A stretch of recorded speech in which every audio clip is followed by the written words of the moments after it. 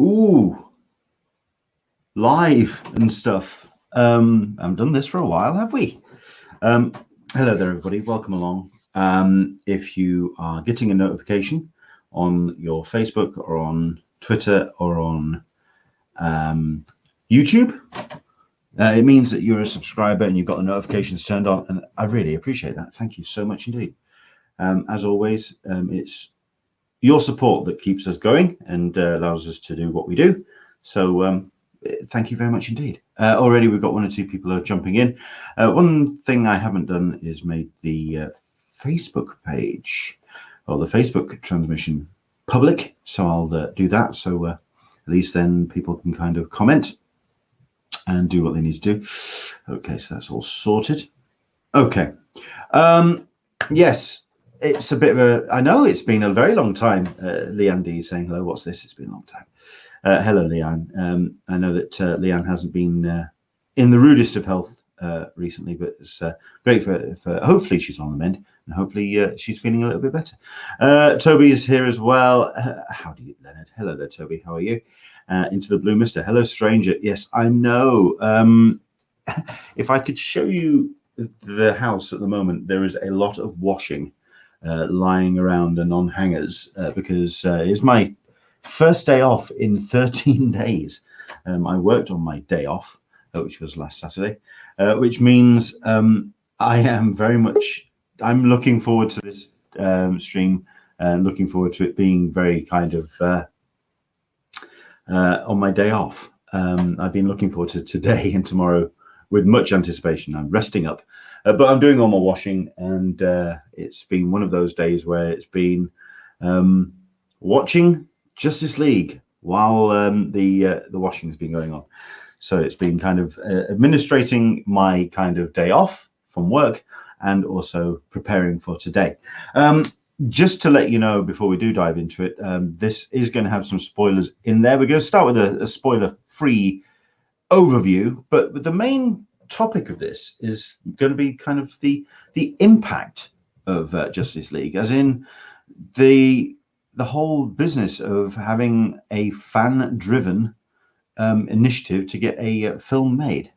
We will dive into all of that, and of course cover your topics and your comments, and I'm certain that we'll have one or two reactions to the things that myself and Mark Searby are going to say. But we'll do that when we get started. As always, do share the link. Let everyone know that we're up and running. Do like and subscribe and support the channel the best you can. Of course, you can do that on all of our social medias, which are on YouTube, on Facebook, on Instagram, and on Twitter. The addresses are up on screen. Please do support them the best you can. Let's roll the thing.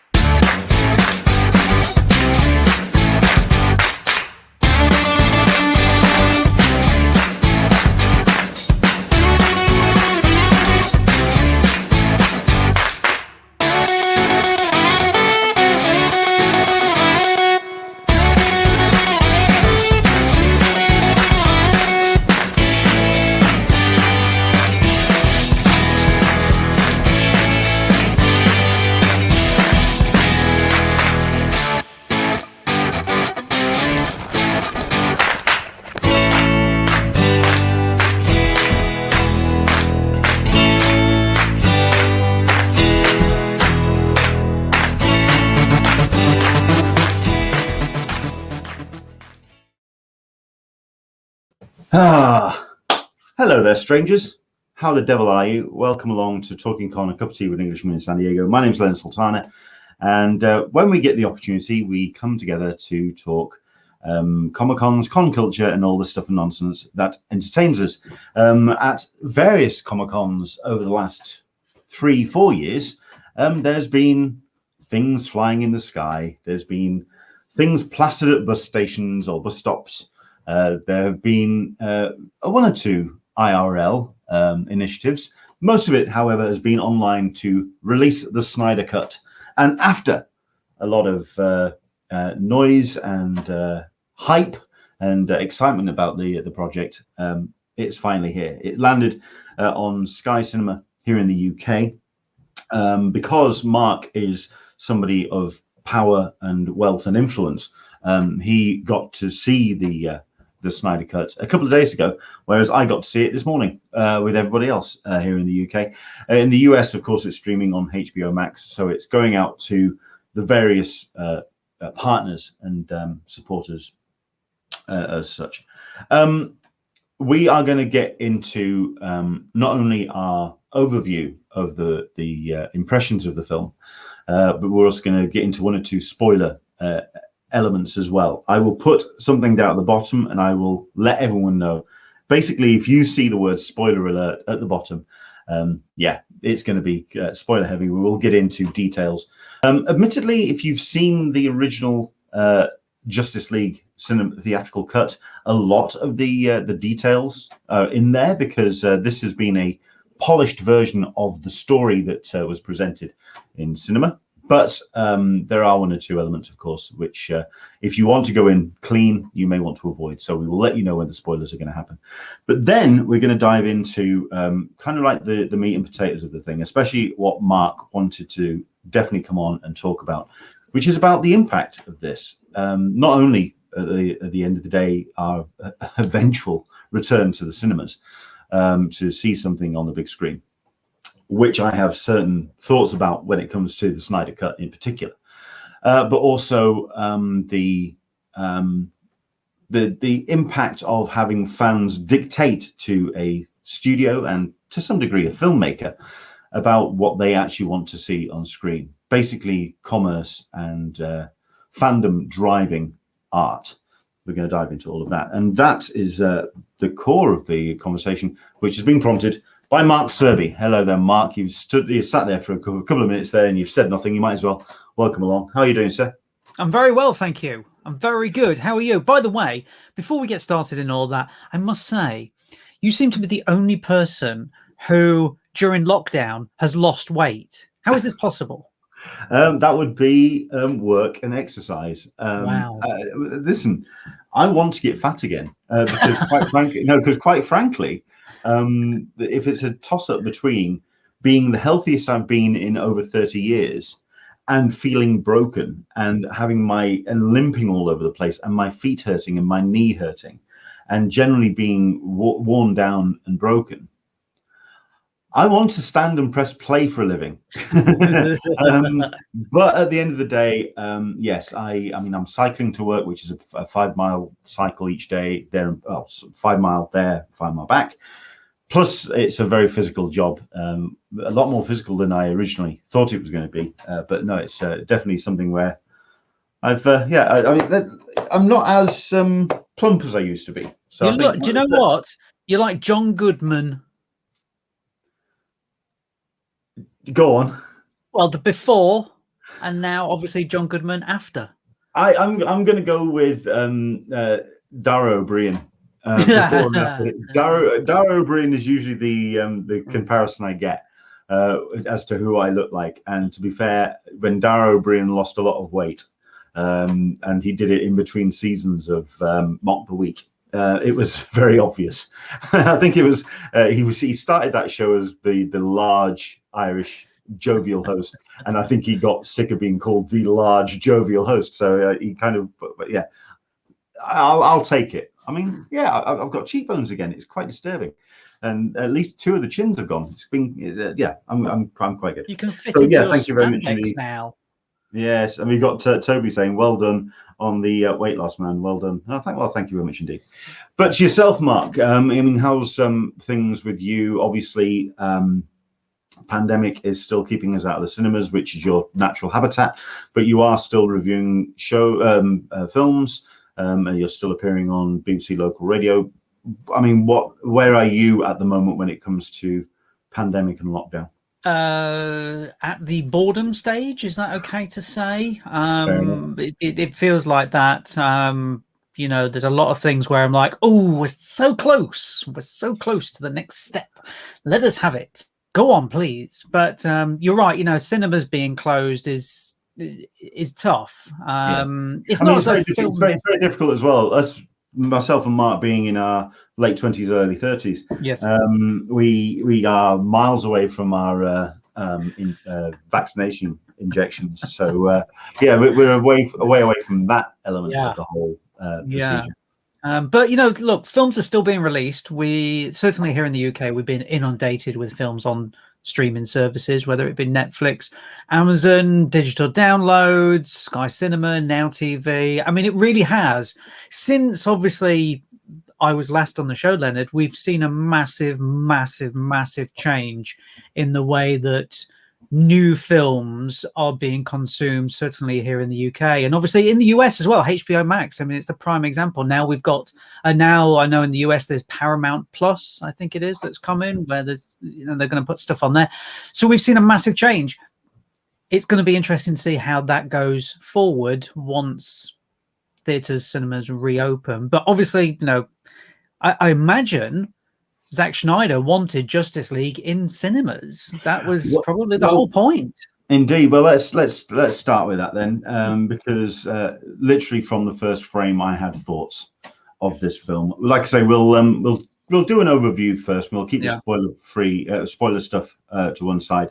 Indeed, we've got Solicitous Meg saying, "I'm going to skip Justice League. Call me if a Feige cut comes out, or at the very least, anyone but Zack Snyder cut is released."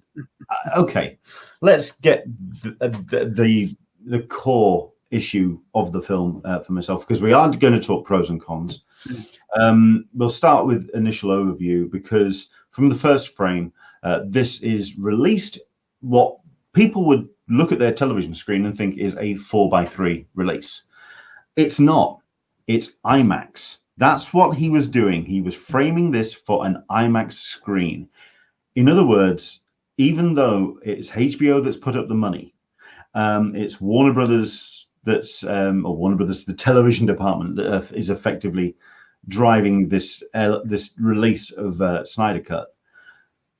The arrogance of the man is to say, no, this belongs on an IMAX screen. And I guarantee the moment that an IMAX screen is available, this will eventually get shown on an IMAX screen. They're going to have to find a cinema that's willing to sacrifice 4 hours over a course of a day, over numerous screenings to show it. But I'm sure there will be somebody out there that will go and see this on a big screen. And to be fair, it does deserve a big screen experience. Just like the original Justice League, there are some images in this film which are very expansive. The Themyscira stuff is sumptuous. Some of the battle scenes are quite large and expansive, and it is a big screen experience. I mean, we can't get away from that. But this is designed for IMAX. It's designed for a huge screen, and that's why that aspect ratio.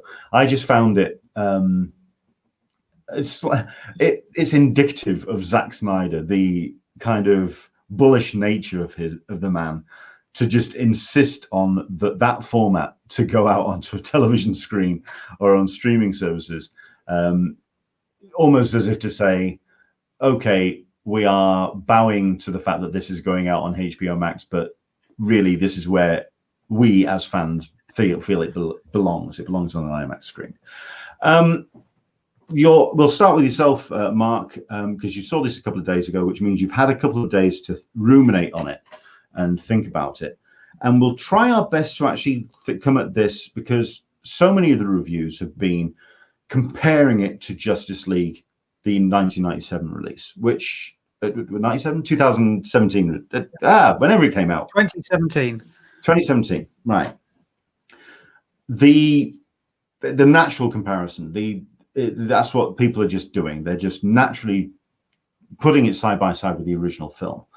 Let's take it on its own merits and your thoughts on the 4-hour Zack Snyder's Justice League. 4 hours and 1 minute, Leonard. Let's get this right. Okay, if we're going to be getting this completely right. I have to say that, to me, watching it, it's difficult to separate it from 2017's Justice League, because it is essentially the nuts and bolts of the same film.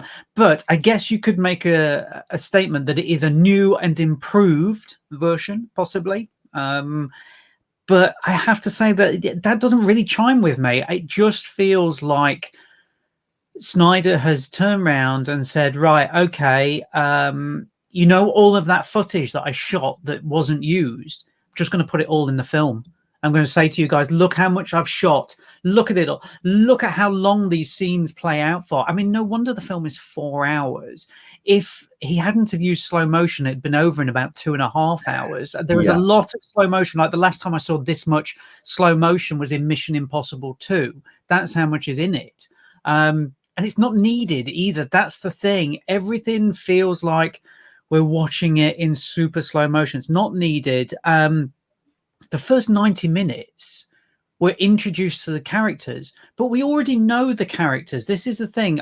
And I would have thought that somebody of Snyder's intelligence would have turned around and said, okay, look, the original film came out. We've already got subsequent films since, so maybe we change the way we introduce the characters. But we get 90 minutes of introducing Bruce Wayne, Batman, Diana Prince, Wonder Woman, Aquaman,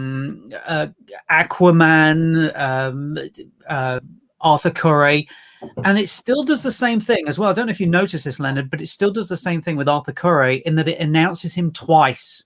It does the same introduction, and it was the problem in the Justice League that had that problem where they went, here's Aquaman. You went, okay, right, I've got Aquaman, right, great. And then they go, by the way, here's Aquaman. Have you seen Aquaman? You go, well, we saw him 10 minutes ago. So what's happening? It just feels like there was this thing of ignore everything else that we've seen since, and we're going to introduce you to Diana Prince properly. And you're like, why would you do that? Why would you include it? I get that you want to include a little bit of it, but it seems like it was completely pointless. To me, it felt redundant, I've got to say. And then we get there's no ebb and flow to the film at all. I didn't think it was very much like, here, just shoving it in your face all the time. Take it 4 hours, because it's got that sort of, there's a big battle every hour on the hour. The first one turns up and it's got like 1 billion people in it. No joke either. There's like 1 billion people in that thing. And that happens towards every end of an hour as well. And the thing was, you were saying, you know, he was making it for IMAX. Wasn't there rumors that it was going to be trimmed to 4 1-hour, like a mini series, basically? And if that's true, I can see that he's probably done that. And then Warners have turned around and said, no, we want a whole film. Give us a whole film. Because the way that it's edited feels like it is 1 hour.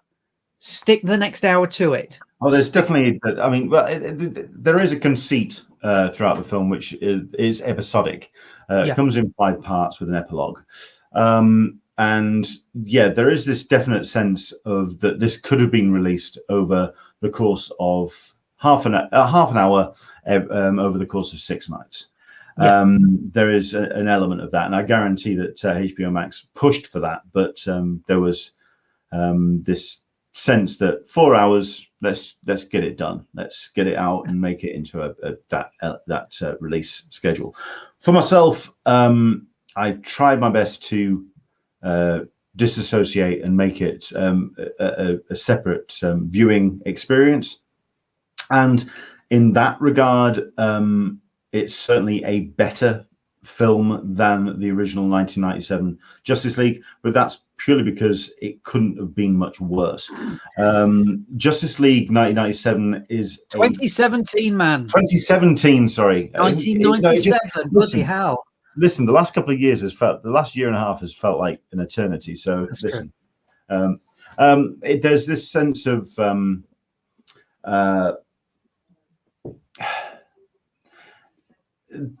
for myself, the original Justice League was tonally a mashup.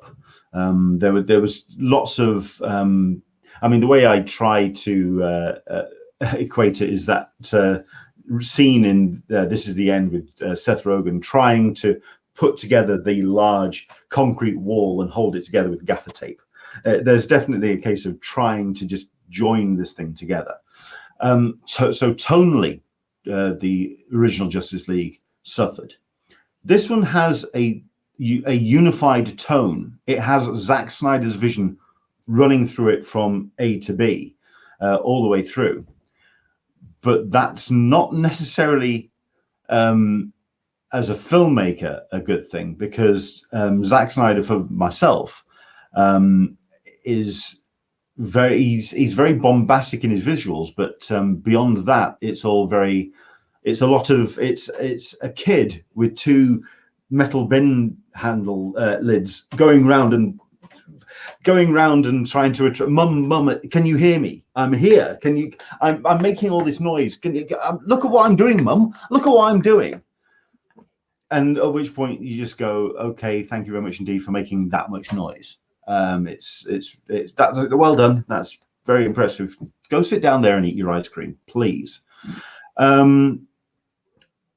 This is what's so it's a confusing film to talk about, because while as a film it's very disjointed, not only that, but there's stuff missing, purely because of the whole drama behind the scenes regarding Joss Whedon, and that's the fact that Zack Snyder has refused to use a single frame of what Joss shot. There is actually some stuff that Joss shot which is kind of essential to the story, to tell the story. In other words, he's thrown the baby out with the bathwater. And there's a moment where they discuss the vision that we see in the film, which Bruce Wayne has, where he has this dream where he sees Barry Allen, and Barry Allen says something about she's the key. We don't see that in this film because Joss shot it, and therefore it wasn't included in this cut. So there's stuff that's kind of missing, and you're having to kind of almost paint the holes with the original 2017 film, which you shouldn't have to do. You should have to enjoy this film on its own merits. Let's go for some of the pros. Let's cover what we enjoyed about the film. For myself, very much character development. The baddie finally had some kind of motivation. Steppenwolf looked less like a CGI lump, and actually had some kind of motivation for doing what he was doing. Admittedly, we were also, instead of just being introduced to this shadowy figure, which is inspiring to do something, we are inspired. We see what is motivating him to do what he wants to do. Yes, Cyborg is better developed. Yes, the Flash is better developed. Aquaman is about the same. He's a louty, grumpy, beer swilling lad. I think he takes off his top more in this one, though, doesn't he? It felt like it. Well, I can't understand what the demographic for that was to see that appeal. Batman, or Ben Affleck's Bruce Wayne Batman, very similar to what we had before, but like I say, with some stuff missing from the 97 cut, sorry, the 2017 cut. I'm going to keep doing it. There's stuff missing. Diana Prince, same drill, but at least there is some character development. But then again, it's a 4-hour film. It's twice the length. What else are you going to get? You are going to get some more fleshing out of those characters. Pros, Mark, for yourself, what made you smile or enjoy this film? Very little, to be honest. Very little. And the thing was, I went back to my original review of Justice League, and I was sort of kind of like, yeah, it's okay, you know, it's fine. It's not the greatest film in the world. There were some things I liked, some things I hated.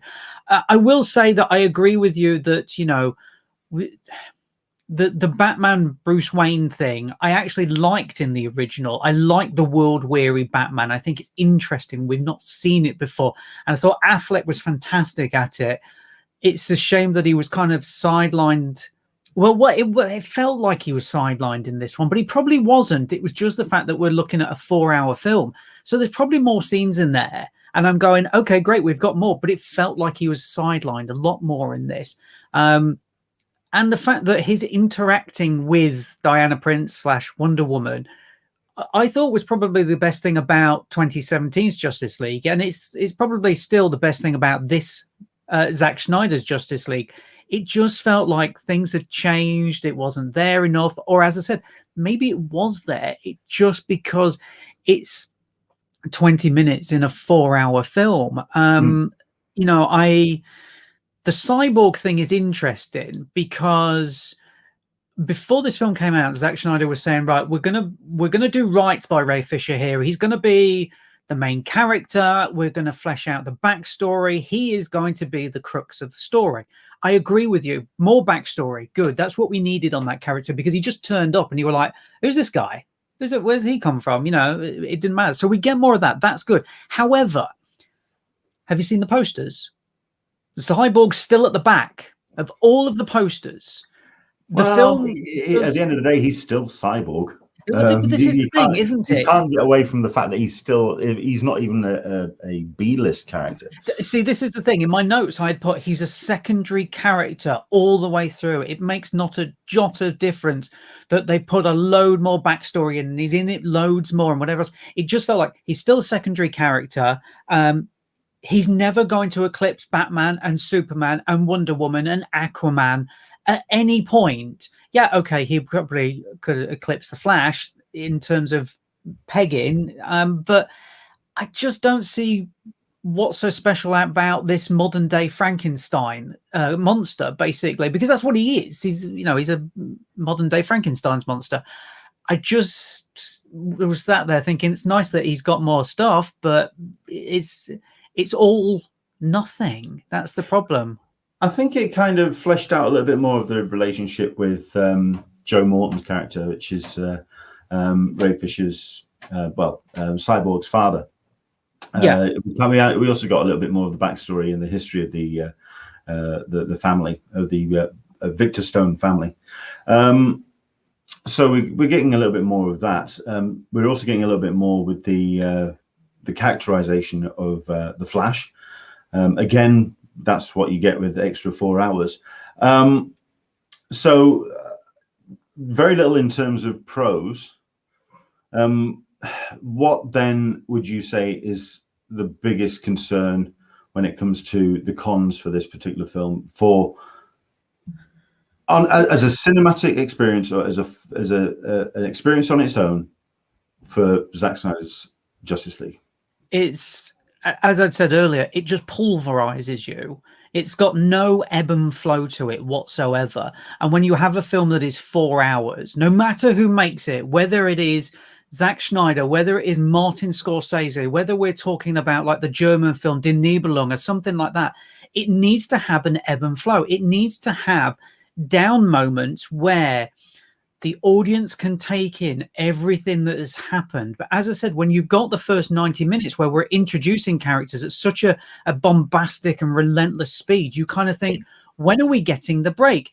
Yes, the break does come occasionally, but it's very small moments. There's no downtime for allow it to breathe, take its time, start to ramp it up again. It is all literally in your face. And I think that's the problem with it, is that you're sat there for 4 hours being bombarded by CGI, and there's only so much CGI anybody can take, regardless of what the film is. You know, even if it is a film completely made by CGI, something like Final Fantasy, The Spirits Within, you know, I mean, that film is all CGI, but it's only 2 hours. So, you know, that's the type of problem this film has got, is that as much as people go, it's fantastic, it looks amazing. I agree. It looks amazing. It's fantastic.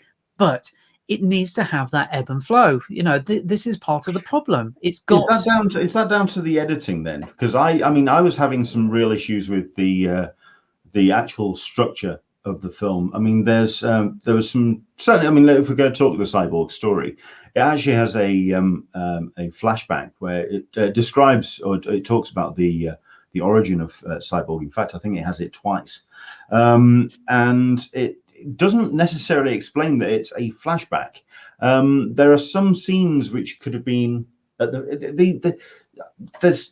there seemed to be no rhyme or reason to some of the pacing choices and some of the sequencing choices. It seemed I didn't quite understand some of it, including, say, for example, the some of the Lois Lane stuff, which was way buried into the film, and that woman just sits there brooding throughout the entire film. Yeah. It is pointless until the point where she is needed, basically. That's the thing. But you know, you saying about the cyborg thing and the pacing of it, I think that reverts back to me saying about how it feels like it's made in 1 hour chunks and then just stuck together. So ultimately he's going, right, we've done an hour, go on to the next hour and then just stick it together. And I think that's part of the problem. My other real issue with this film, and I don't know if you found this as well, is the epilogue.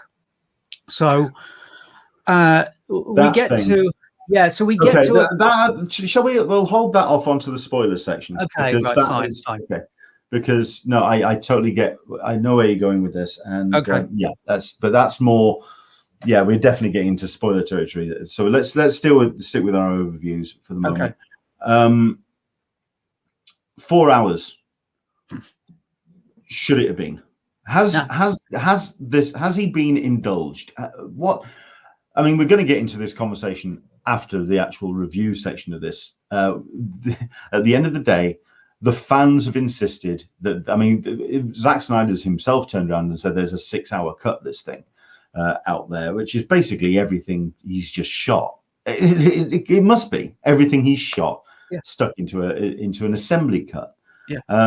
And that's just, and to indulge a filmmaker to put that out onto a streaming service, because I was always, I mean, as a film fan, as somebody who studied Scorsese, studied Kurosawa, who studied Howard Hawks, studied classic filmmakers. I mean, one of the best Kurosawa quotes is, "It's not what you put in, it's what you leave out." And you have to be absolutely, you've got to be brutal as an editor to take out. And if you can take out and strip it back to its bare bones, and the thing has a structure which stands, then you've got a film. This film just seems so bloated, and it doesn't have any kind of structure which can hold weight. That's going back to the original film. I'm wondering if it's the story itself that just cannot support the weight. And what Zack Snyder's doing is just plastering on stuff to kind of distract you from the fact that the core substance of the film just doesn't hold water. It's interesting you mentioned there that quote from Kurosawa, because ultimately that is what's known in writing terms as "kill your darlings." You think you've written an incredible paragraph, and then you go, "I'm going to have to take it out for the sake of everything else around it." So ultimately, you know, kill your darlings. And I think that's the thing, is that this film needed somebody to turn around and say, "You got to take this out. This is not good at all." But I mean, let's move on to what you were saying there about the pressure from fans and onto the studio to make the film, and what this sets as a precedent, because this is the question that I have been asked about 4 or 5 times already this week. Now, I find that really interesting. And when I get asked that question by a presenter at the BBC, that shows that automatically there is something else at work with people thinking, why have we got this film? Why do we need this film? Where did it come from? And I think maybe to a certain degree, I don't know if you'll agree with me, Leonard, but maybe to a certain degree with this release, it can be troubling. Where does it stop now? And how do the studios get out of releasing other original director cuts? When are we going to get Josh Trank's version of Fantastic Four? When are we going to get Ben Affleck's version of Live by Night? You know, where does it stop? This is the problem. That's the concern, is that, listen, it's not all of Zack Snyder's fans. It's only a small base, and this is the problem, is that it is always a small base who's always the vocal majority when they're screaming the loudest.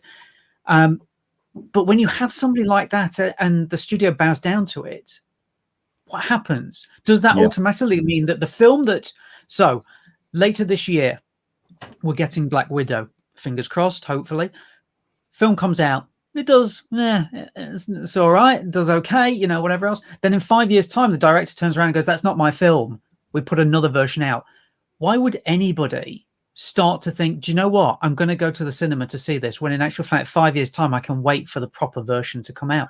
It's just how it might end up being if people indulge this, let's just keep putting out director's cuts. Well, I think the difference between this and a director's cut is the director had a vision and the studio interfered, or something, circumstances changed.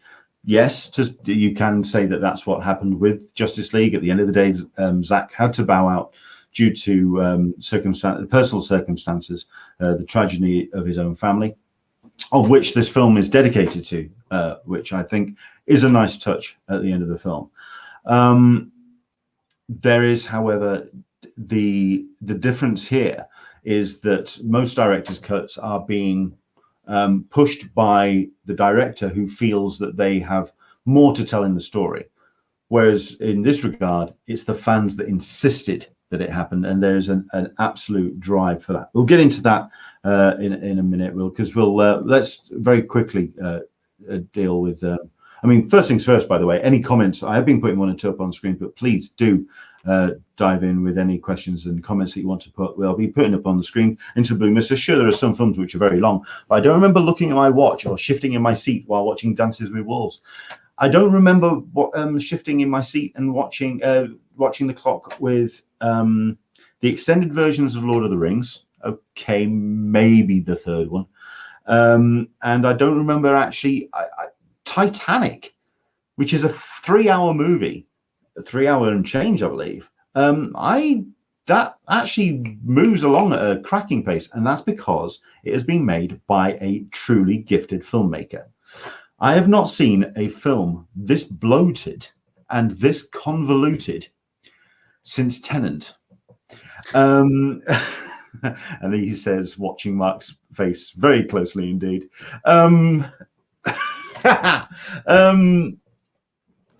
This, yeah, I mean, okay, so tell you what, let's actually put this banner up then. So what we are now going to talk about are actual specific issues with the story and with the film, because we are going to get into spoiler territory at this point. So if you haven't seen the Snyder Cut, if you are wanting to spend 4 hours in the world of the new DCEU, thanks to Zack Snyder and HBO Max and whoever is supplying it, now's your chance to turn off this video and then come back and see if our views match with yours once you've seen it. But we are going to get into spoiler territory as of right now. The story itself, there is, like I say, a couple of changes which are understandable, because it's what Zack Snyder wanted to change. He wanted to do a little bit more of a serious tone. There's some F words in there, and this is very much his grown-up movie. I mean, at the end of the film, we see Batman stood aboard the tumbler from The Dark Knight Returns. That is the battle tank from the Frank Miller Dark Knight Returns. That is Zack Snyder's linchpin. It is his guiding light. It is that tone, that seriousness. There isn't a moment in this film where a wisecrack is made. It's almost the anti-Marvel movie. It is determined. Don't you laugh at this. This is serious. It's a real kind of finger shaking kind of thing. It's don't no cracking of jokes. It's the end of the world. One small problem with that: where's the humans to fight for, or where's the stakes? We are told are to save life across the planet and across the universe. We are never seen the faces of the people that our heroes are protecting. That's wrong, actually. It's Go just on. based on the fact that because it's 4 hours, you've forgotten about this. Let's not forget that the introduction of Diana Prince / Wonder Woman is when there is some sort of bomb explosion thing in the London. First 20 minutes, and that's it. Yeah, exactly. But what happens is we see some human faces where she's trying to protect them. However, the problem occurs here in this scene where basically she is basically killing all of these people and taking the bombs and throwing it up and whatever else. And ultimately, you know, there's a lot of death in the sequence. And then when she returns back and has saved the kids, a little girl says, "Oh, I'd love to be you one day." And she says, "You can be anything you want to be." And yet she's just watched her kill loads of people. And I'm thinking, okay, right. So I get it. We're here. We're talking adult viewers only. This is not for kids. And as you said, I'm curious of actually wondering if that there's. I mean, she does the leader of the cult that is going to level the criminal courts in the 4-block radius. She does her bracelets thing, and she basically flattens him against a wall and kills him. I'm wondering if that's just to balance out the argument that, oh no, Batman's the one that's doing all the murder. Just to say that, oh no, if all our heroes are quite happy to take a life. Yeah. And at the end of the day, they are happy to take a life. That line should never come out of a superhero's, the concept of a superhero for myself. Yeah, I mean, look, let's face it, you're a purist in terms of comic book side of things. I'm not. I the only thing I read is the Batman comics. That's it. So to me, I wouldn't call myself a purist, but at the same time, I would still look at that scene and go, that's really troubling. That doesn't play. Yeah, that doesn't play right. Whether you have read all of the comics or whether you haven't, that looks to me like, hey, we'll just kill whoever. It doesn't matter. And Batman can get his gun out and he can kill people by shooting them, which, you know, let's face it, is another problem with the film, ultimately. That Batman has never really killed anybody with a gun. Yes, I know it's happened in the comic books, yes, whatever else. But in the films, it never really has. But Zack Snyder is now going, right, listen, any of these will use anything to kill anybody at all. And I just want to go back to one thing you touched on as well, Leonard, is the humor. Is that the humor? Yeah, you're right. There's no humor in the film, apart from The Flash, where they've kept some of the jokey one-liners in, and they feel completely redundant. Like a tumbleweed is blowing across the screen as he says something, and you go, that doesn't work. That doesn't work at all. I get it that he's meant to be a sort of a comedic, slightly sarcastic character, but it doesn't work. It's not funny. And I tell you what, it sort of it's perfectly encapsulated when Bruce Wayne goes to pick up Barry Allen, and they get in the car, and he goes, "Remind me what your superpower is," and he goes, "I'm rich," and you're like, well, that's kind of funny, but another it's kind of not as well, because I don't feel like that's a funny line. And I think there's the problem, is that, as you said, it's too serious. Everything about it is really, really, really serious, without thinking maybe we should put something fun in it. This may piss off a lot of people who are watching, who are fans of Zack Snyder's work. Do you think he's a good filmmaker? Me? Yeah. I'm indifferent to the guy. I like Watchmen. I do like Watchmen, I have to say. I think Dawn of the Dead is a decent film. I mean, let's face it, he introduced running zombies, which, like them or loathe them, it kind of changed the genre a little bit. I just think with his DC stuff, it's all CGI. It's so much. And it came to a point, if you remember, it came to a point where film fans were going and saying, I'm sick of watching whole cities be burnt to the ground. And then we got more of the same from Zack Snyder. And you kind of thought, you're not paying attention to what the general fans, you know, not the hardcore fans. I'm talking about the general fans, the people who really make the money for you, a saying, which is maybe rein that in a little bit. Don't go as hard with it this time. And unfortunately, he doesn't know that. He's kind of like Michael Bay in that regard, is that it's either nothing or 1,000, and No, that's it. no, it's either 100 miles an hour or slow-mo, which he thinks is epic. He believes that's what epic is. Let's go through a couple of the characters and talk about how things have improved, how things maybe have not improved. We talked about, so we'll lump them together because quite happily the film does it, which is Cyborg and Flash. I think I personally enjoyed the development of what, because we kind of got a little bit more of what Cyborg's story is.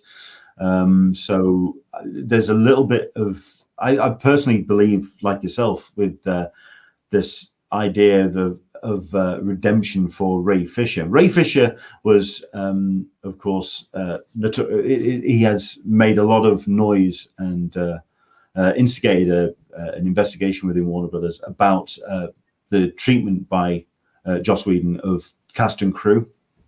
And Ray Fisher has been put very much front and center at the forefront of that. And it's as almost like with his mates, let's do right by our mates. And therefore he's raised the profile of Cyborg and the character. We get more of the backstory. We get more of his conflict with his father. We get more of the backstory. We don't get too much in terms of exactly what he can do. Apparently, he can do pretty much anything and everything. He can produce holograms. He can access the World Wide Web. He's got a Nokia up his ass. You know what? You have just reminded me of something that I thought, what? When I was watching it, there's a bit in it where they go, you can control the stock markets. What? Why? Why would he need to do that? I mean, they try and explain it away, but I'm like, that's a completely pointless line. It's not needed at any other point apart from to say, look how all-powerful he is, not just with powers, but with the ability to influence political movements. And I'm thinking, that's pointless.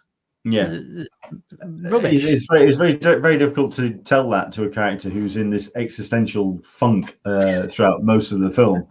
But I was glad to see more of it there. So I mean, it was of some interest. I quite liked some of the new Barry Allen stuff. I also quite liked the idea of reinforcing the idea of the Speed Force and Flashpoint and alternate dimensions. Although, yeah, we're going to get into the epilogue stuff in a minute, and that was a mess. That was an absolute mess. But certainly as part of, because the idea being that at some point the three mother boxes do come together, the unity actually occurs, and the world basically starts to burn from the mother boxes outwards, killing all of our heroes. Furthest out is Barry Allen, who reverses time. He does the running around the world bit, which we saw in Superman the movie back in 1977, the turning back of time. But I liked the idea of, I liked seeing that that decision of creating your own destiny, running so fast that you erase your past and create your own destiny. That I quite liked, and I enjoyed that element of it. But again, there's stuff which you didn't see his evolution as a hero. He still comes across as a fanboy by the end of this film. So you don't get some of the lessons that Batman teaches him. Save one, save them all. Save one, save another, and keep going until you save people. Which for myself, from the original cut, was one of the best lines in the film, because that's what a hero is. It's somebody who will save people until they cannot save anymore. So there was something of that missing. Yeah, I think you kind of talked about how you felt the two characters were kind of sidelined in preference to the big four. Well, I don't even know if it's big four. This is the problem. It feels like it is the big two, Batman and Wonder Woman, for most of the film, and then obviously Superman Returns, and it feels like Batman and Wonder, yeah, and it feels like Batman and Wonder Woman are then sidelined in favor of let's do Superman. And I have to say, I made some notes while watching the film. You've got to when it's 4 hours. I'm just going to forget everything. I didn't write one note about Superman because I just watched it and thought this feels like exactly the same. Yeah, that was the one element that didn't change. It kind of dialed back on the Superman as baddie, because certainly in that first film there was it was like him being pulled back from a hell dimension. Got very Buffy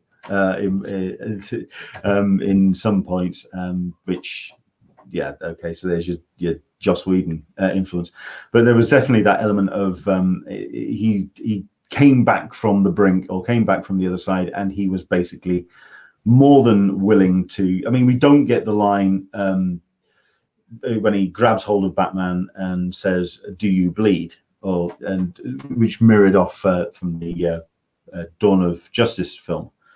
Did that callback? That was missing, which I'm guessing that was a Joss Whedon edition. Must have been. There's some stuff missing, and it almost felt that you had to kind of fill in the gaps. It did genuinely feel, as I said, it felt like with the Superman story, like I was just watching the same thing. Yeah. Nothing else. Was Darkseid required, and how much do you feel Darkseid added to this film? So Darkseid, okay. You know, when he saw the HUD sort of disappears and we'd see him go all flaming and whatever else, all I could think was Frank Langella as Skeletor in Masters of the Universe film. That's how it looked. That's how it looked to me. They literally had that look of it when he had gone gold and whatever else. Is he necessary? No, not really, to be honest. I get the point of the character is that he is, you know, the person pulling the strings, but he's definitely the Thanos of the whole thing. Yeah, but it's ultimately a nothing character because Steppenwolf is doing everything. But the bad guys just really didn't do anything for me at all. You could have taken them out and it probably would have been the same story of heroes trying to find who they really are, and where they exist in this world. They just felt like nothing characters. Yeah, I mean, certainly something that was different between this and the original film was the scent of. In the original film, the idea is that Steppenwolf and his parademons are driven by the smell of fear. They are driven by the smell of fear and desperation in their victims. In this, no, they just smell the mother boxes. That's the smell they go now for. So the mother boxes must be scratch and sniff. That's all I can think. The things moving around on the boxes, there's scratch and sniff. That's all I can think. Each of the one that they found in Themyscira, it's that's pine. That's all I can. That's vanilla. Excellent stuff. So yeah, that's all I can think that the mother boxes are. I kind of understand that because it is a strange concept. You know, we can smell fear. What? Someone farts, and the next thing you go nuts with a gun? It sounds very, very odd. I discard the whole anti-life equation, but then again, we then see the nightmare, and it's in the epilogue. Let's do this thing about the epilogue then, because the film kind of comes to some kind of cohesive end, a little bit better than the original Justice League, because the ending of Justice League original, at the end of the day, because it's down to Steppenwolf isn't a great baddie in that film, and therefore we don't care. With this, there's some actual stakes. When Superman returns, it's not dealing with all of the let's save the the population of the town. Let's just deal with the bad guy. It's all about getting in there and stopping Steppenwolf. So it's a little bit more cohesive. And then it just takes this train, which is just about managed to get back on the tracks, and then in true Back to the Future 3 style, sends it clean off the rails and down into the valley below. The epilogue is a true nightmare in every regard. Your thoughts on the final 25 minutes? I mean, I was watching it. So it comes up and it goes epilogue. And I thought, oh God, it's got the Lord of the Rings problem here. It doesn't know when to finish.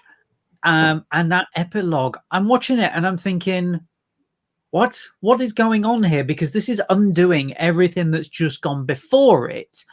And I mean, I know we're talking spoilers, but I don't want to spoil it too much, to be honest, just because people could watch it. No, it says spoilers on the screen. I know. But basically, you know, it all turns out to be, you know, oh, it was all a dream sort of thing. And you think, what a cop-out.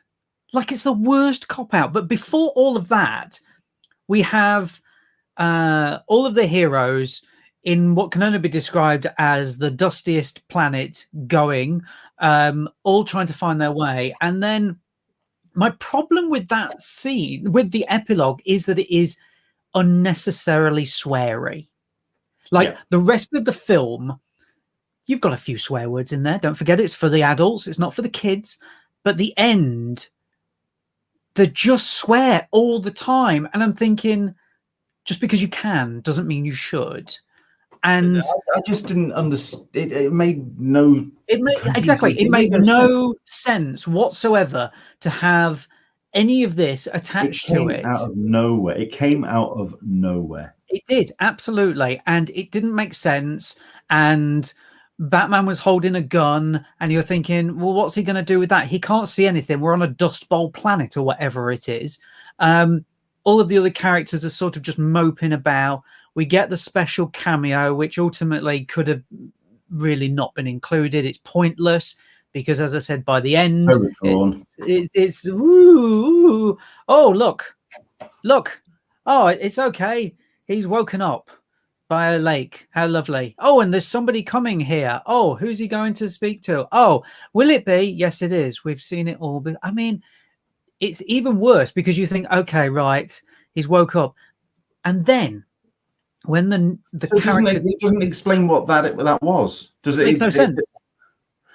He's just having fever dreams. That's what I put it down to. He's still having fever dreams about a problem that Bruce Wayne / Batman was trying to process years previous, basically. Yeah. And then we get the bit where he wakes up and somebody turns up. I'm not going to spoil this because it's unfair. Martian Manhunter. It says spoilers on the screen. Okay, right. It turns up, and for anybody who doesn't know who the character is, he basically says his name at the end. He goes, if you don't know who I am, I'm Martian Manhunter. And you go, I thought we got it. Everyone who's read a DC comic goes, ooh. Everyone who hasn't goes, who? Yeah, exactly. But then you look it up when you've stopped watching it. That's part of the beauty of lots of films, is that some people won't get the reference, but then will go to look it up and go, oh, I'm interested in that character. But when he turns up and he goes, by the way, I'm Martian Manhunter, you go, all right, that's solved that.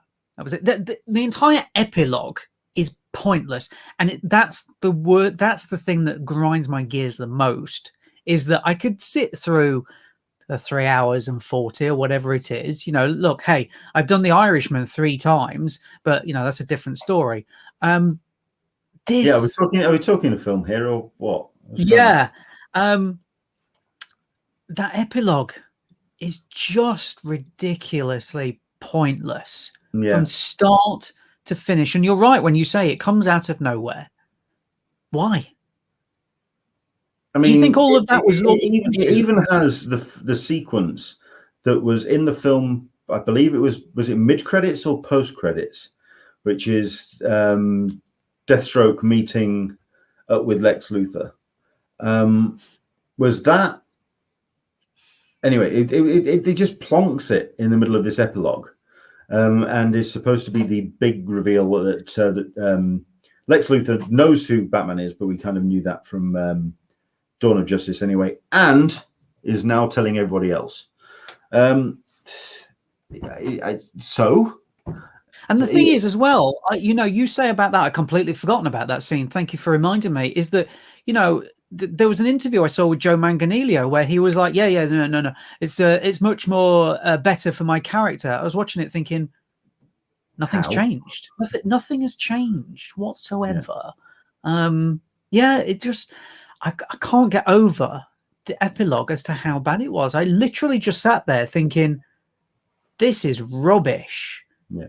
Solicitor Smeg, you have to remember this was made for theaters, so he was trying to portray how people who just blew a bunch of cash to see the film, see the movie, felt. You'd want to swear too. I bloody would. Yeah. I just struggled with it from a filmmaking perspective. It wasn't cohesive. Tonally, it had a through line because it was made, yes, by one person with his vision, fine. He had been bolstered by the fans, and that's what we'll get into in a second. He was basically given free reign to be incredibly bullish about putting his vision on screen, and it was a single tone throughout the film, fine, but I feel as a film it was badly constructed. It had a very poor foundation to start with, and just sticking slow motion over the top is basically Seth Rogen sticking on Band-Aid over a broken piece of concrete, trying to hold the concrete together. That, for me, was Zack Snyder's Justice League. People have been saying that it is an epic masterpiece. Epic. Yes, it's 4 hours long. Masterpiece, not by a long shot. And also, can we stop using the word masterpiece for any film that has been made in the past 10 years as well, please? We reserve the word masterpiece for films like The Godfather or Lawrence of Arabia or Cleopatra, films that have endured the test of time and are still masterpieces to this day. The Return of the King, I think, is a masterpiece. I prefer The Two Towers is a masterpiece. I would agree with you, Two Towers, but you know, they're on the cusp. That's fine, no problem with that. I would include those as well. But we're talking about a film that came out today, and people have used the word masterpiece. It's like people who use the word genius, and this annoys me greatly, is that they use the word genius to describe something that is good. They go, oh, that's genius. That's genius, that is. No, it's not genius. The definition of genius is not, oh, that's good, that is. And it's the same with masterpiece. This is not a masterpiece. It's not. It just isn't. You know, this is the problem with it, is that all of a sudden we use these hyper words. Yeah, thank you. These words to describe something that's immediately come out and will be forgotten about. Let's face it. I would love to speak to, and it's unfortunate because me and you did invite some Zack Snyder fans on here, but all of them were busy. I would have loved, because they were too busy at home currently playing with themselves, watching 4 hours of Pornhub, Justice League on whatever stream. Look, that's slightly unfair. As I said before, you know, it is the minority that scream the loudest in that fan group. But at the same time, I don't know. It's not like, I would love to have asked them in 4 years' time, when was the last time you watched Zack Snyder's Justice League? That's the ultimate question. You know, it would be like you asking me, when was the last time you watched The Irishman? When was the last time you watched Tenet? Good question. It was just before Christmas. Okay. But I would love to know from Zack Snyder's fans, them saying it's a masterpiece. Now, if it's a masterpiece, I would define that as probably the ability to watch that once a year. Yeah. I feel like this is not going to be a once in the year. I feel like people are going to say it's a masterpiece, and then you ask them when you actually watched it last, and they go probably about 3 years ago, and you go, well, can't be that much of a masterpiece if you're not rewatching it that much. Yeah. So okay, so this has been a film that has been willed into existence by release a Snyder Cut hashtag by the fans that felt that they had been let down by the theatrical cut put together by Joss Whedon and Warner Brothers. That they had that Zack Snyder's vision had been betrayed. Who was right? Who was wrong? Who ultimately has come out of this not looking like a slapped ass? Because I'm struggling to see anyone, because at the end of the day, the people at HBO Max and Warner Brothers now just look like they've been bullied into putting this thing together and giving Zack Snyder an additional 70 million to complete it, which I think you said on numerous occasions, you give someone 70 million, you have basically given them a new film. Yeah. Zack Snyder now looks like a petulant child who has just been indulged. He has basically, like I say, banged those lids so loud he has been giving his extra slice of cake. He is the my sweet 16 who's been pissed off that his Lamborghini was not the bright pink that he ordered, that it was actually a slightly less than bright pink, and he wanted his bright pink Lamborghini, and he wanted it at 6, not 5:30, and he has now been given that, so he's now looking like a petulant child. And the fans, for myself, fandom should never dictate art in any way, shape, or form, because then it's just product, and I hate that word with a fucking passion. At the end of the day, a filmmaker or a creator creates. If you don't like it, you walk the hell away and you don't buy it again. And that creator, then their audience gets smaller and they find their audience somewhere else. You do not force. I mean, the reference I always return back to, and you're going to have to tell me the I think it's the is it the Passion and the Christ? No, it's not. It's the Passion, and it's basically the film about Leonardo da Vinci and the Sistine Chapel, and it's the enforcing the Catholic Church basically browbeating him into doing the work they wanted on the Sistine Chapel. He was trying to create his grand fresco, and the Sistine, he's constantly getting battered by commerce, and that for me is what we're getting with this film. It's dictatorship from its audience, and it's entitlement, and we're seeing more and more of that across the board. Okay, that's my rant over and done with. I think I can take a breather now. Yeah, no, you're right. I mean, look, the way I've equated this, I'm a football fan, a team that has not done well for the past 20 years. I've supported them since I was about 5. And there is this attitude amongst football fans that we own the club. We're the ones paying the wages. We're doing this. We're doing that. They owe us. They owe us this. It's not the way anymore, I'm afraid. It's changed. And unfortunately, there still is that petulant attitude from a lot of football fans that, look, you should be doing this. You should be spending thousands to buy millions to buy these players and whatever else. And that's what it feels like with this now, is that the fans have all of a sudden turned around and gone to Warner's. You need to do this because otherwise we will pull our support. We will stop going to see your films.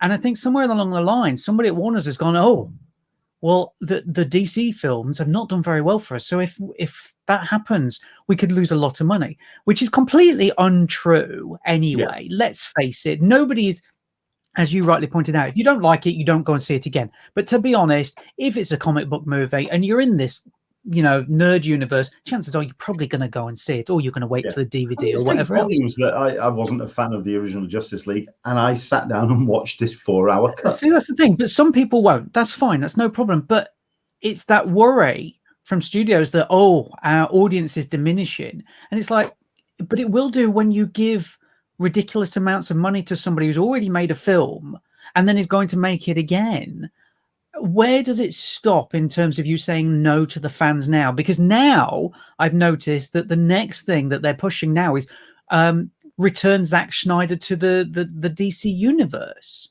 which was what he was making in the first place. So get him back on board. And I'm thinking that's probably the worst thing you can do ever, because now you have a new Batman. Obviously, you know, this is a Batman set in the 80s, so it's slightly different. But this is trying to restart a franchise that ultimately kind of didn't do that well for them. I mean, let's face it, Justice League 2017 did 600 million worldwide. Nothing to be sniffed at. It's pretty good. No. But they wanted double that. They clearly wanted double that. And the worry is now that somewhere along the line, somebody's going to say, well, we're going to have to start bowing down to the fans. We're going to have to do films by committee. Yeah. That's the problem. And look, I'm not under any impression that Marvel don't do that. It's just they do it up a chain, and it only goes up to Kevin Feige, and that's it. They don't ask, you know, so and so. Well, they don't ask the fans. That's the thing. They go, look, here's the film. We've made the film. You either enjoy it or you don't. That's it. But when you start asking fans, when you start relying on fans to give you feedback, and I'm not talking about when you go to a screening. No, you're absolutely right. A test screening. You do that, you get Rise of Skywalker. Yes. When in actual fact, which was a complete walk back because the fans made so much noise. Yeah. It's. I worry about what happens now to film franchises like that, where all of a sudden they have all of these fans, millions, billions of fans, and all of a sudden you do something like that and you lose them very quickly. Star Wars, do you know, to be honest, Disney is very lucky because, as you rightly point out, Rise of Skywalker lost a lot of people, but they've been pulled back thanks to, obviously, the TV stuff on Disney+. But it feels like it's going the same way for Warner's. This is the problem. I personally think they need to get the Batman out as soon as humanly possible. They need to get the one thing Marvel has had right from the start is they've had a unified voice, which is Kevin Feige at the top of the chain, and there's kind of like a decision making, like you say, a decision making process. There doesn't seem to be a hand on the rudder, and the fans have just spotted it and gone, we'll take hold of that. Yeah. Oh, yeah. No, I agree. It feels like they've gone, no, we need that scene in there. And they've gone, okay, well, we'll pay some more money to put that in there. I mean, look, I know you said it's not a director's cut, but for the purpose of this, you could equate it to Francis Ford Coppola going back and re-editing Apocalypse Now, and then that doing very well. So he went back and re-edited The Cotton Club. Then he went back, obviously, last year and re-edited The Godfather Part 3. But you're talking about films that had stayed around, but not really been, in the consciousness as much. And also Coppola went back and spent his own money. That's the most important thing, I think, is that if Warner's turned around to him and said to Zack Snyder and said, look, you stump up 30 million and we'll do 30 million. I wonder how far that would have gone. What would that conversation have gone like? Would it have been, no, sorry, you just give me the 30 million and I'll do it? I mean, a prime example is, people have probably never seen this film, Revolution, starring Al Pacino, which came out. Came out, hated everywhere. It basically closed down a British film studio completely. Like, they were bankrupt from it. Then 10 years ago, Warner's gave £5 million to director Hugh Hudson and Al Pacino to go back and not film new scenes, but to actually record new voiceover audio, which is what they had wanted to do in the first place. And then he changed the structure of some scenes as well, from some deleted scenes. And it played very differently. It played completely differently. But that was, 5 million. It probably wasn't even 5 million, to be honest. That was a minor cosmetic change, which was necessary to kind of polish the film. This is This it's is a new film. It's a new it's film. a new You've film. said it. You've said it yourself. It's a new film that has already cost the studio whatever it cost them, and then came 250 okay, million first time round. right. So now they've put in another 60 million or whatever it is. So now the film has cost them ultimately over 300 million.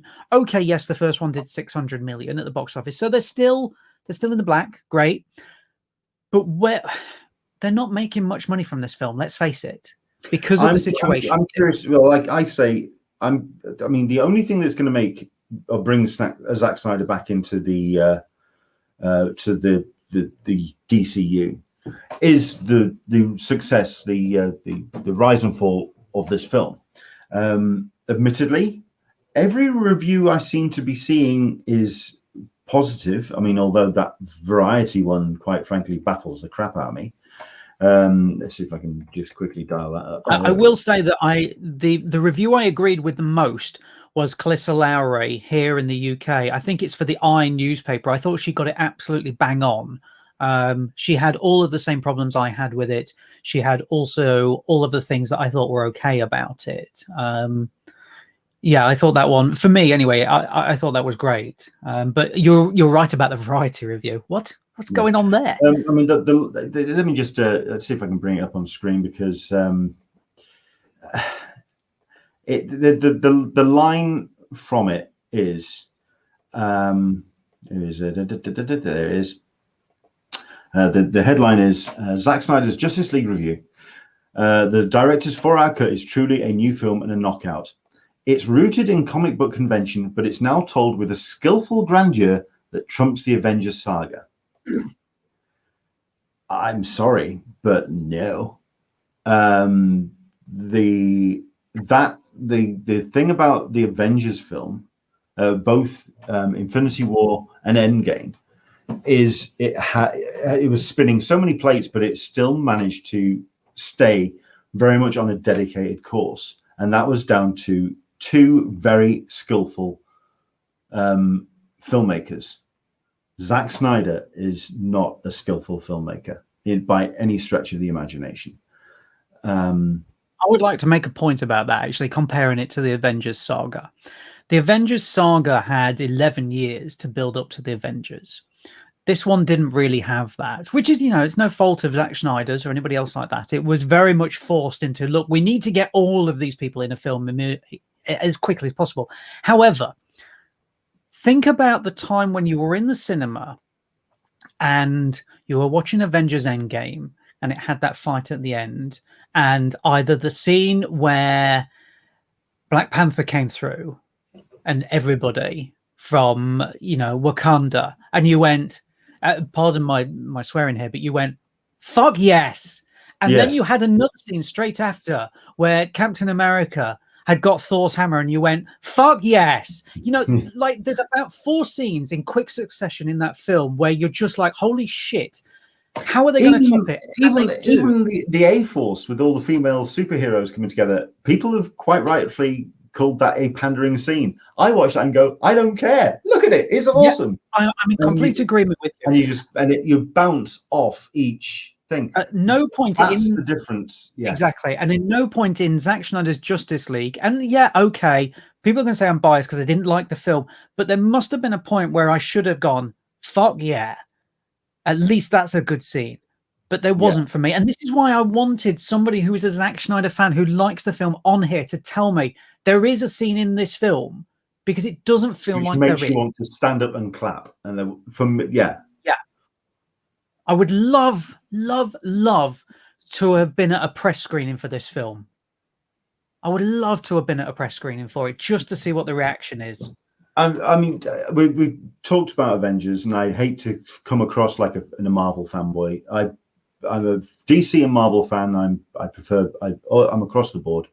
For myself, the one moment, and I embarrassed myself when it happened, which was Age of Ultron. And it's when Vision turned around and explained the stakes to the rest of the Avengers. That he's trying to convince them that he is on their side. He wants to help stop Ultron, but we have to do it now. We have to come together. And he turns around and he's holding Mjolnir to Thor. I actually turned around and said, well, fuck me. And I said it a little bit too loud. And I said it in an entirely empty IMAX screen at a midnight screening. And Caroline just looked at me and went, okay, you didn't have to do that. That's what I want from a film like this with my heroes on screen. I want a hell yeah. You want a hairs on the back of your neck moment. And I didn't get that with this at all. No. Okay. Right. I think that's enough kicking. Well, it has. You know what? I want to just say something here quickly, Leonard, because I know obviously we want to wrap it up. But one thing I will say, for all of the fact that, you know, a lot of Zack Snyder's fans and how this came about, the fan base and whatever else, one thing I will say that is a positive is that all of the fans donated a lot of money to suicide prevention and awareness. I don't think that can be overlooked at any point in a review. Is that okay? People have got problems with the fan base, but when you're donating millions and millions of pounds to a very worthwhile charity. But the question about that is, I'm wondering if, I mean, I'm not going to be cynical enough to say that the initial or a small group of the fan base, did that to kind of offset the kind of, we can use this to justify the bullying of the studio, of people who don't like Zack Snyder. That would be an incredibly craven thing for me to say. And I do believe that a small proportion of the Release the Snyder Cut fan base were absolutely believing, they're altruistic in what they were wanting to do. But that was maybe 10% of that fan base. The other 90% they have behaved appallingly throughout this entire situation. And nothing short of the Star Wars fan base has made me less embarrassed to be a fan of something. Do you know what? You've hit the nail on the head there, is that all of a sudden you think back to being in Hall H or wherever it was at a Comic-Con, and you were all there together and you were like, this is great. And now I think of it and I think, I wouldn't, if you gave me a golden ticket to sit in the middle of Hall H while they played Zack Snyder's Justice League 2 trailer, I wouldn't take it for all the money in the world, because it would just be... I don't know about that. I think the people that go to Comic-Con are very positive, in the main, very positive. I mean, I'm wearing the T-shirt. I stand behind the crowd that go to Comic-Con. Okay, yeah, you're right there. Yeah, I apologize actually. I'd say the online community. Okay, yeah, you're right. The ones that have found that their voice matters. When one ant shouts, nobody pays attention. When 8,000 ants shout, someone notices. Yeah, that's what I think has happened here. And for myself, it's just been an embarrassment. These fans are the entitled, which I don't want to be associated with. And it's really alarming me. Or it's really alarmed me. It made me embarrassed to say that I am a comic book fan. A comic book fan. It made me embarrassed to say I was a comic book movie fan. The Rise of Skywalker and all of that, when that was kicking off, that made me embarrassed to say I was a Star Wars fan. It's really... It makes you want to turn away from the fandom that you have loved for a long time. That's the worry. And it's not the film that's made me do that. It's not the actual output, because there are some moments in Rise of Skywalker I actually quite like. But those are few and far between. But that's beside the point. The film will stand and fall on its own merits. But when the fan base dictate how I feel about something that I enjoy, that's wrong. That's wrong. Yeah. Oh God. Okay. That's a real high note to finish on. But there we go. We'll go marks out of 10, and we'll just very quickly a single sentence overview. Zack Snyder's Justice League, for myself, It's a 6 out of 10 film, which, if you're a comic book fan, you can watch, and there's going to be some bits in there that you'll get out of it. But I feel that the foundation isn't there to have justified the effort and the noise that was put into its creation. I personally level all of the film's faults on one person, and it is Zack Snyder. Mark? Well, you always ask me for a number, and I always tell you the same thing. Numbers are arbitrary; it means nothing. So I'm not going with a number. Okay. If you're doing numbers, you can. How many artichokes? Yeah, I'm not doing that either. I'll say this: I think Zack Snyder's Justice League is a grand spectacle. It is a huge spectacle. You cannot get away from that. Beyond that grand spectacle, there is nothing else. Full of sound and fury, signifying nothing? Yes. Finish on a classical note. I'm down with that. Thank you very much indeed for watching, everybody. If you agree, if you disagree, I'm certain that somewhere on the line, someone might see the video title. It says Justice League Snyder Cut. I'm sure someone will find it. We'll put it in the tags and whatever. Someone will spot it. If you agree, let us know. If you disagree, if you, oh, please, if you are a Zack Snyder fan, if you're a Justice League fan, put down in the comments below. Tell us why we're wrong. Yeah. Tell us what you feel justified this film. What made your heart soar? Because we struggle to find a film that made us. I mean, I got more hell yeah, or as Mark so politely put it, and I'm certain he kisses his mother with his mouth, his fuck yeah moments with last week's WandaVision. WandaVision episode 9, there were some moments in there where I just went, fuck yeah. There we go. With DC's no, that's Marvel. Legion. That's X-Men. With some moments in Birds of Prey, which was the film I really enjoyed. Yeah, put any comments down below. Let us know what you felt made your heart sing about Justice League. Thank you very much indeed for watching. Mark, where can people find you online? Let us know what you're up to. So I'm on Twitter, Mark_Searby, my website, marksearby.com. Weekly film reviews here in the UK on BBC Local Radio Suffolk and Northampton, and also Phoenix FM. And also every fortnight now through the year, I'm putting up a video on YouTube about underappreciated British films of the 1990s. So for all of us who grew up here in the UK, a lot of these films have disappeared, not available on DVD or Blu-ray, not shown on TV. So I'm sort of shining a light on them. And for anybody who's over in America or anywhere else, probably never heard of these films, but there were big films here. So I'm doing that. They're little 7-minute videos. So there's 8 up at the moment. Films such as Human Traffic, Shopping, Martha, Meet Frank, Daniel and Lawrence. I'm trying to think what else. There's lots of. It's a very wide scope we're doing, so please do check them out. Cool.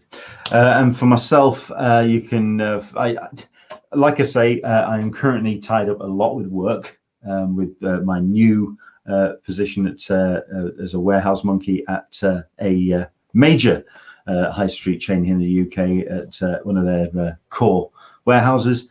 Which means you find me when I'm having my half-an-hour break, or when I'm trying to get maybe half an hour's kit before I then have to get back up and go to work again.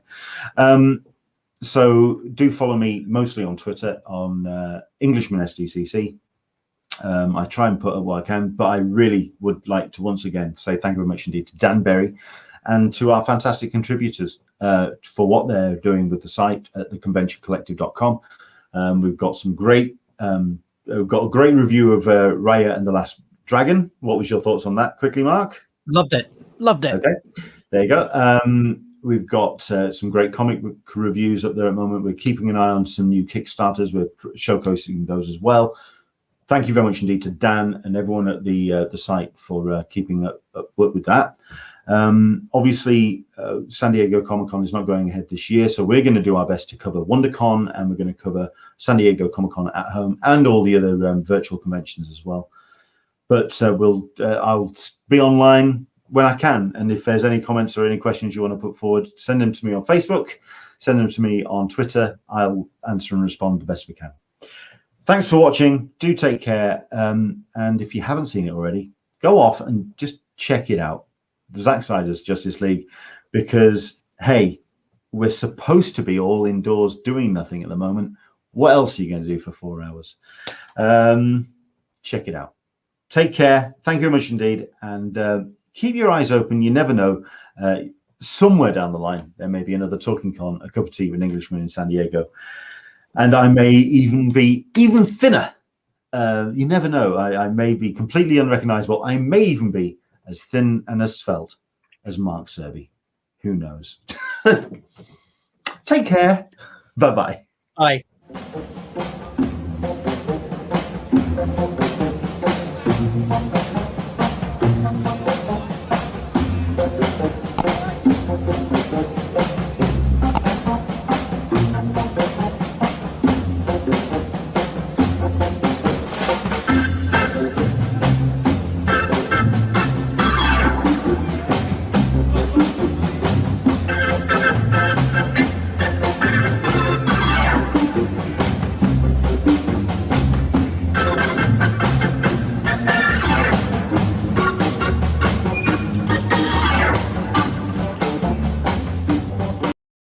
I'm going to stop that for a second. It says see you next week. Not here next week. Not here next week. Take care. See you later. Bye-bye.